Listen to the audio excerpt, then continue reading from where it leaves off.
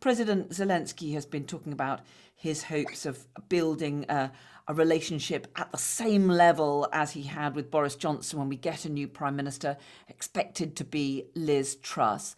How important do you think is going to be that relationship?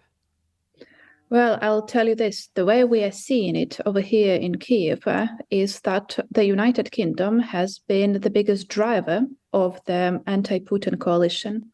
Of course, in terms of the number of weapons that has been provided to Ukraine, the US is leading the way.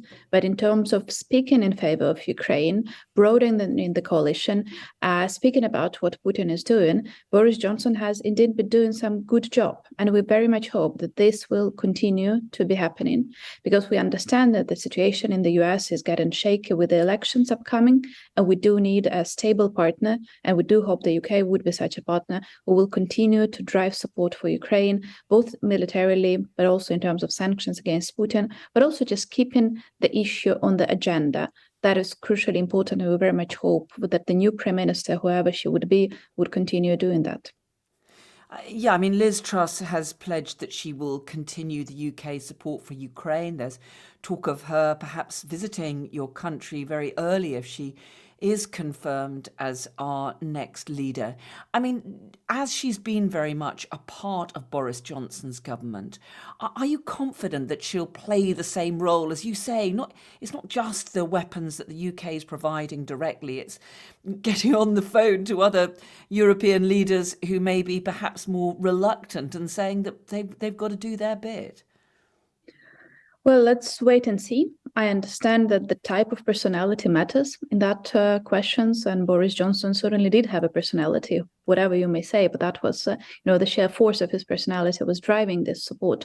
But I believe that Liz Truss has been very outspoken about Ukraine, and in some cases, I do remember at least several of her tweets, which got lots of coverage over here in Ukraine, where she would be saying things that no one else in the Western world would be saying, but which we would be supporting very much. So I do believe that maybe not so much with I don't know, the fair force of the personality, but by clearness of thinking, she will continue to drive the same support as the previous Prime Minister has been doing, or the current Prime Minister has been doing. So I do not see a single sign why we would have to think differently. We know that there is a stable, systematic cooperation between the Ukrainian and the British military. There are hundreds of the Ukrainians who are getting trained in the UK right now, or by the UK instructors. So I do believe that the system that has been established in the past half year also matter. And I believe that Liz Truss will continue doing that and supporting the system that has already been functioning so well. We know that people, well, here in the UK, across Europe and in other countries too, are all facing huge economic problems, which are being driven, at least in part, by the war in Ukraine and by the sanctions on Russia.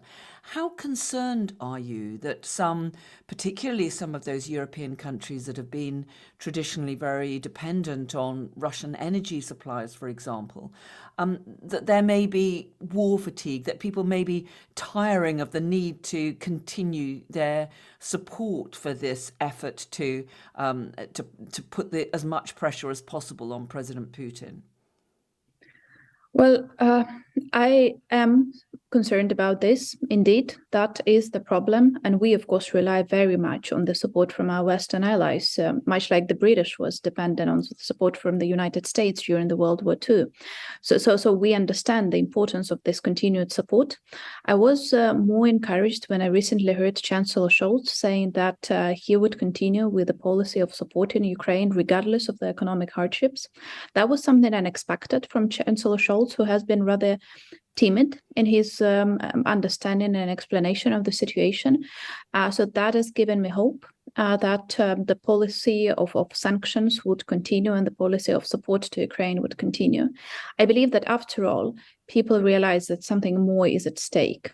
Yes, economic hardships are difficult, trust me. I'm a member of parliament. I believe I'm middle class over here in Ukraine, but even I now have to think twice about what sort of food I can buy in the supermarket, because that is getting difficult for me over here in Kiev.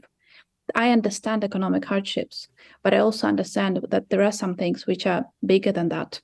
There are simple things such as respect for human dignity. Do we allow for a single aggressor state to just come over and continue doing whatever he wants? Continuing interfering in one's country, but then interfering in the elections in the country, continuing, sponsoring the troll farms that influence the politics, inside politics of the UK, the United States, and so on and so forth. That is what Putin has been doing. He has not only been attacking Ukraine, he has been attacking the UK as well. And I believe people need to remember that.